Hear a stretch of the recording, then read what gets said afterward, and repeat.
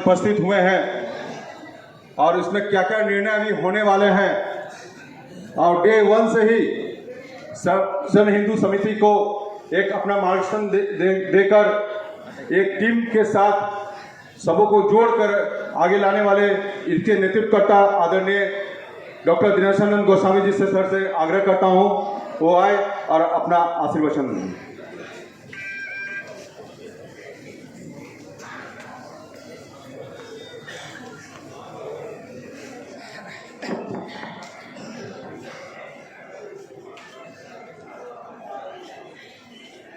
सर्वजन हिंदू समिति के बैनर तले यहाँ हम सब एकत्रित हैं। मंच पर विशेष रूप से उपस्थित जिला परिषद के सम्मानित अध्यक्ष श्रीमती बारी मुर्मू जी, जिला परिषद के उपाध्यक्ष श्री पंकज सिन्हा जी, श्री सुबोध श्रीवास्तव जी, श्री रवि प्रकाश सिंह जी, हम सब के बड़े भाई और भारतीय जनता पार्टी में जिनका अत्यंत सम्मान है, अब अध्यक्ष रह चुके हैं सम्मानीय श्री ब्रह्मदेव नारायण शर्मा जी, यहाँ उपस्थित कई हमारे अग्रज आदरणीय श्री मुरलीधर केडिया जी दिख रहे हैं, श्री रामनारायण जी दिख रहे हैं, हमारे श्री विनोद सिंह जी, श्री अनिल सिंह जी, चंद्रशेखर मिश्रा जी, हरिंदर पांडे जी, अनेक लोग जिनको मैं व्यक्तिगत तौर पर जानता हूँ, अधिकांश लोगों को मैं सबको अपनी ओर से नमस्कार और प्रणाम करके अपनी बातों को प्रारंभ करता हूँ। मित्रों, जैसे अमिताभ सेनापति जी और सुबोध श्रीवास्तव जी ने कहा, ऐसा वास्तव में मेरे बारे में जो कहा ऐसा सही नहीं है। यह कोई संगठन नहीं है, कोई फोरम नहीं है और न तो मैं कोई पदाधिकारी हूँ। संघ के हम भी स्वयंसेवक हैं। जब इतना अन्याय उत्पीड़न हुआ तो संघ की प्रेरणा से संघ की देखरेख में एक छोटी सी समिति बनी। उस समिति में थोड़े सीनियर होने के नाते हमको एक कोऑर्डिनेटर, कोई अध्यक्ष, महामंत्री, कोई संयोजक, ऐसा कोई पद नहीं है। जैसे बाकी लोग हो ऐसे ही मैं हूँ। इसलिए कोई ऊंचा है, छोटा है, ऐसा कोई भाव, इसलिए कोई दायित्व भी। जब तक आंदोलन है तब तक ये फोरम है। जब आंदोलन समाप्त हो जाएगा तो ये फोरम भी स्वतः समाप्त हो जाएगा। इसलिए यहाँ भी विभिन्न सामाजिक और राजनीतिक दलों के और सांस्कृतिक संगठनों के प्रतिनिधि भाग ले रहे हैं। उनके काम करने के भी अलग अलग तरीके हैं और सब मिलकर एक निहित उद्देश्य को लेकर हम यहाँ एकत्रित हुए और ऐसे प्रयास पिछले कई दिनों से चल रहे हैं और जिसकी चर्चा हमारे वक्ताओं ने हस्ताक्षर अभियान के रूप में किया। मैं अपना वक्तव्य रखने के पहले आदरणीय श्री ब्रह्मदेव नारायण शर्मा जी ने जिन विषयों को हमें बोलना था बड़ा विस्तार पूर्वक और बेहतरीन ढंग से रखा है। मित्र, हम सब जानते हैं कि 9 अप्रैल का काला दिन था जब कुछ शरारती और उपद्रवी तत्वों ने शास्त्री नगर स्थित जटाधारी शिव मंदिर पर पथराव किया और जिसकी चर्चा ब्रह्मदेव जी ने कहा, एक संस्था के द्वारा कदमा में आयोजित एक धार्मिक कार्यक्रम से उग्र होकर कई युवा वहां से निकले और मंदिर के श्रद्धालुओं को निशाना बनाया। पुलिस पहुंची। पुलिस पहुंचने के बाद मंदिर के लोग तो सुरक्षित पुलिस के आग्रह पर चले गए, लेकिन शरारती और उपद्रवी तत्वों के द्वारा 2 घंटे तक पुलिस कर्मियों के साथ पत्थरबाजी करते रहे और हमें या जनता की ओर से बाकी से जानकारी लगभग 1.5 दर्जन पुलिस कर्मी, पुलिस भी कोई गरीब माँ बाप का बेटा होता है, उसको भी जानलेवा हमला करने का प्रयास उपद्रवी और शरारती तत्वों ने किया। लगभग 2 घंटे तक चलता है और अंदेशा तो यह है कि ये बहुत दिनों की हमारे जमशेदपुर के अमन, चैन और सांप्रदायिक सद्भावना, सामाजिक समरसता को छीन पहन करने की कतिपय तत्वों की एक नापाक साजिश थी। एक तरफ एक घटना घटी, दूसरे दिन सवेरे जानकारी मिलती है कि भारतीय जनता पार्टी के पूर्व महानगर अध्यक्ष और हिंदुत्व के विषय में मुखर होकर बोलने वाले श्री अभय सिंह जी को घोर उनके कासिरी आवाज से गिरफ्तार किया जाता है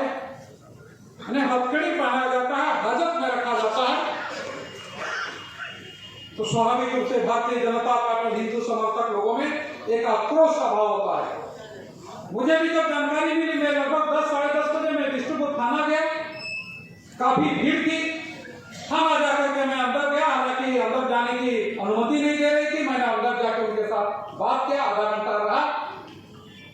उसी समय हमारे पार्टी के प्रदेश अध्यक्ष आदरणीय श्री दीपक प्रकाश जी ने इन तथ्यों के अन्वेषण के लिए एक छोटी सी समिति 5 सदस्य बनाया था, उसमें मैं भी था।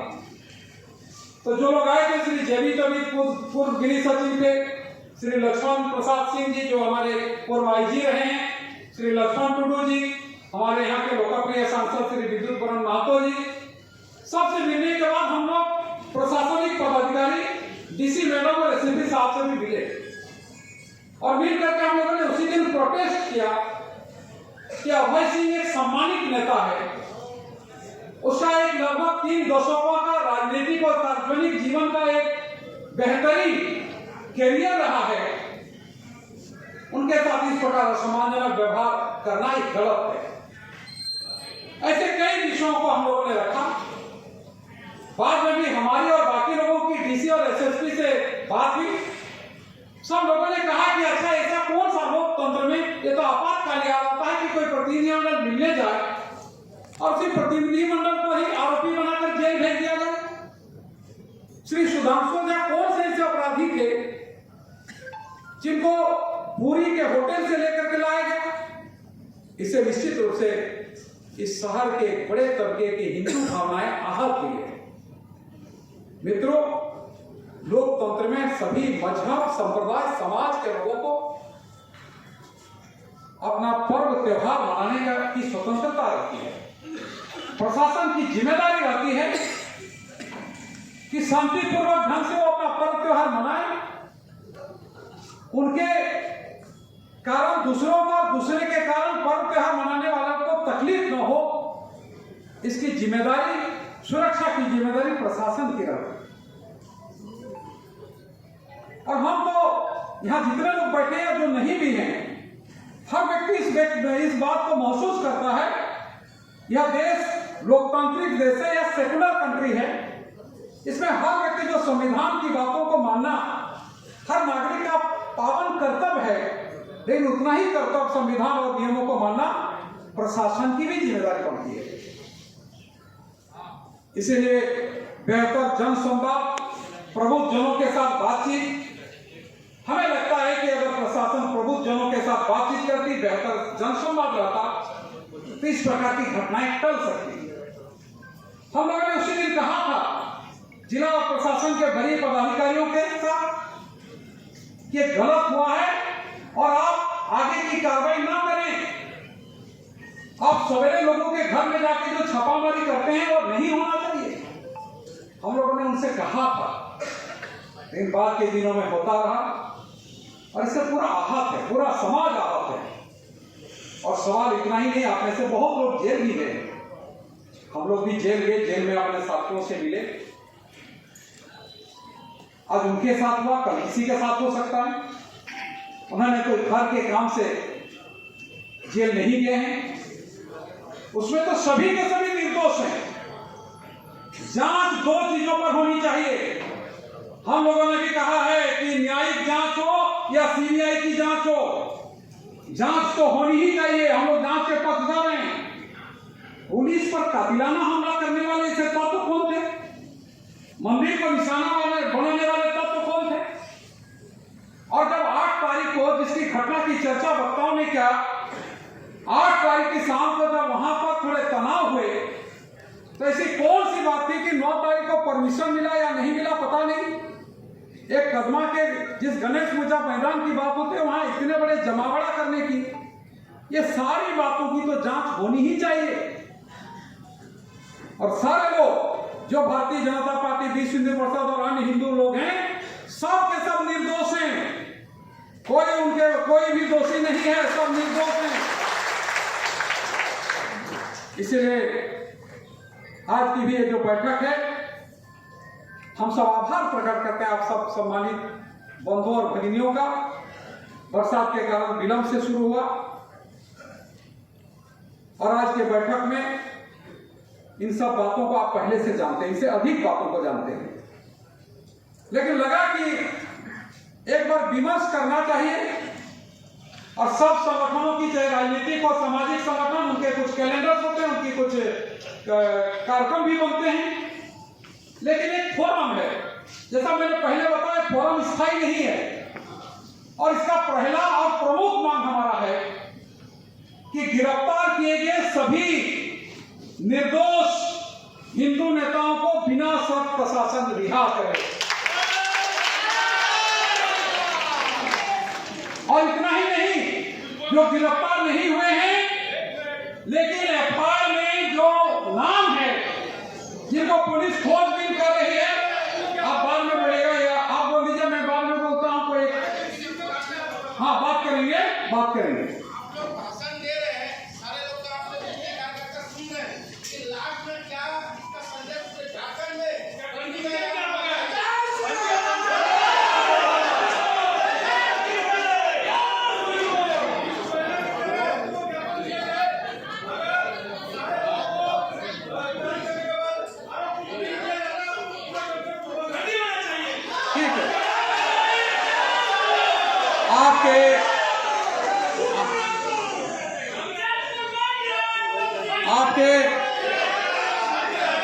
आपके भावनाओं का हम सम्मान करते हैं, आपके भावनाओं का आदर करते हैं।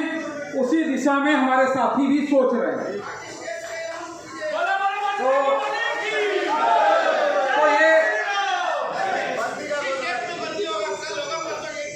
तो ये बैठिए। तो ये पहली बात हो गई कि जो गिरफ्तार किए गए नेता हैं उनकी रिहाई प्रशासन करे। जिनका नाम एफआईआर में है वो भी सारे लोग हिंदू निर्दोष हैं। आज कई लोग, हमारे पूर्व जिला अध्यक्ष श्री नंदजी प्रसाद, हम केवल एक नाम, कई लोग हैं जो जमशेदपुर में का आवास में नहीं है, वो निर्दोष है।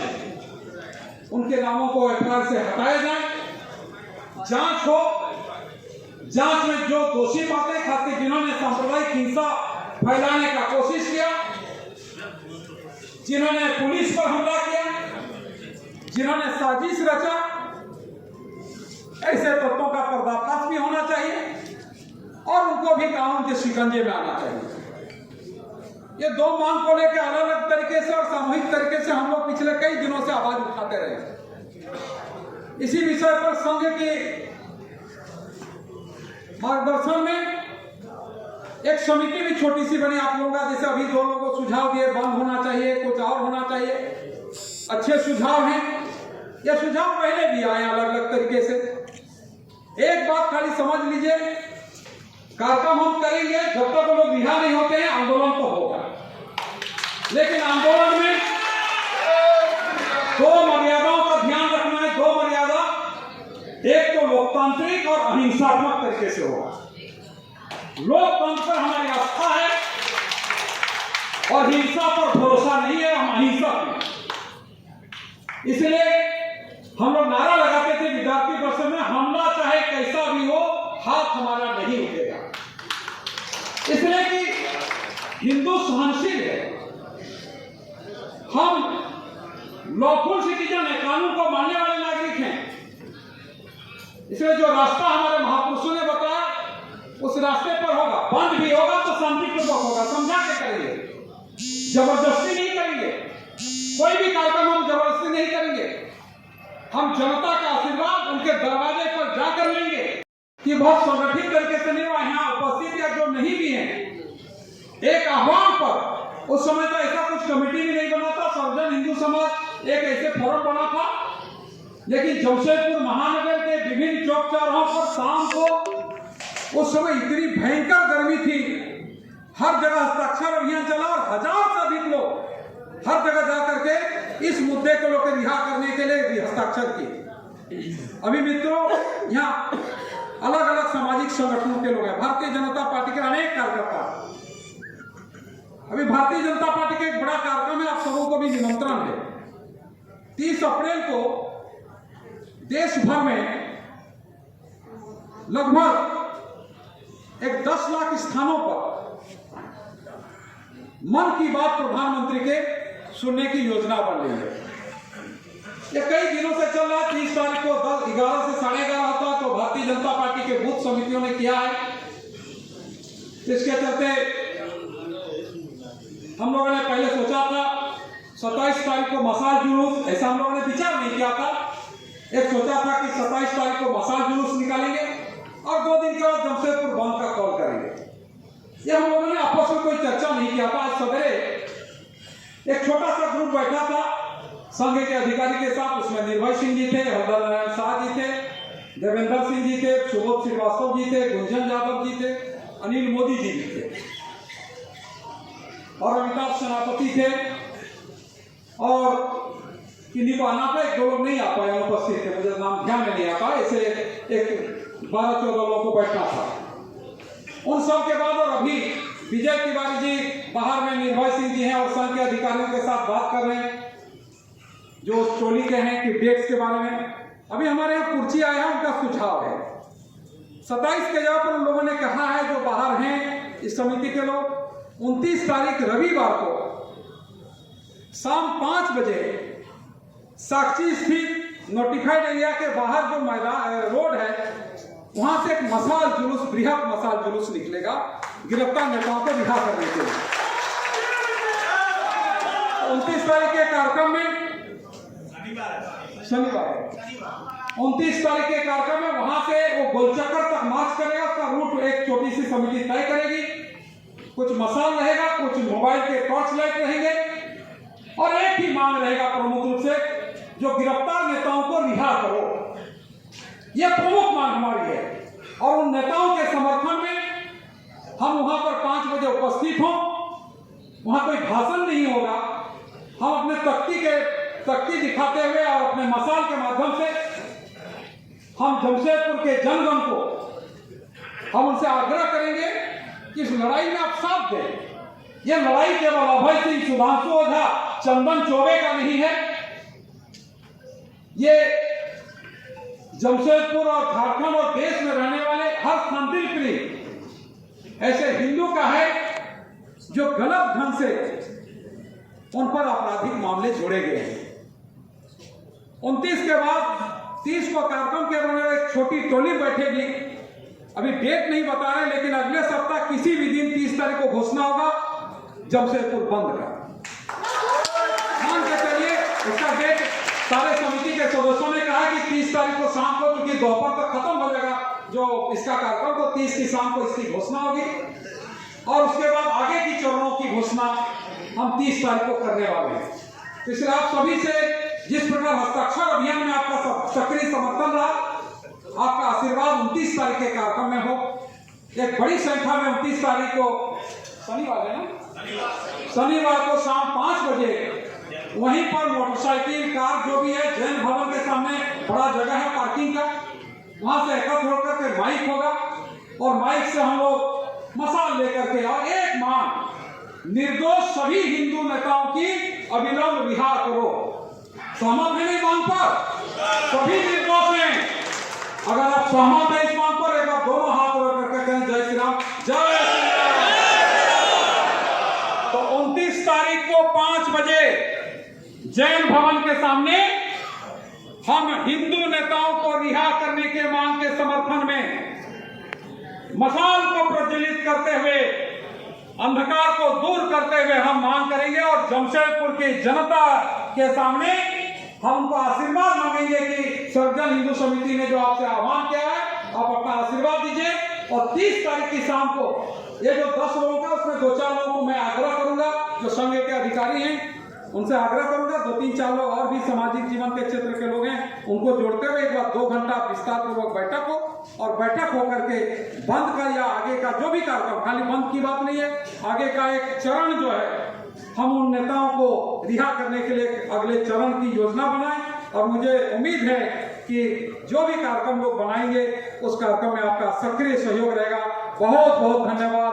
जय श्री राम।